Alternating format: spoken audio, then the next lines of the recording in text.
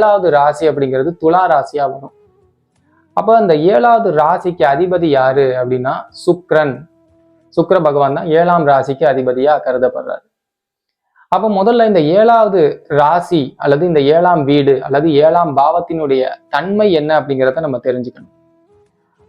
அப்போ நீங்க அந்த ராசி சின்னத்திலேயே நீங்க பாத்தீங்க அப்படின்னா ஒரு தெராசு மாதிரி கொடுத்துருப்பாங்க. இந்த தெராசு அப்படின்னா என்னன்னா வியாபார ஸ்தலம் அப்படின்னு அர்த்தம். இந்த வியாபாரம்னா என்ன சார்? ஒருவர் இன்னொருவரை சந்திக்கிறது, இதுதான் வியாபாரம். பார்ட்னர் அப்படின்னு நம்ம சொல்றோம் இல்லையா, ஒருவர் இன்னொருவரோட கை கோக்குறது அப்படின்னு, 2 பேர் இணைகிறாங்க அப்படின்னு சொல்றோம் இல்லையா, அதுதான் இந்த 7ஆம். 7 அப்படிங்கிறது சரி சமம் அப்படின்னு அர்த்தம்.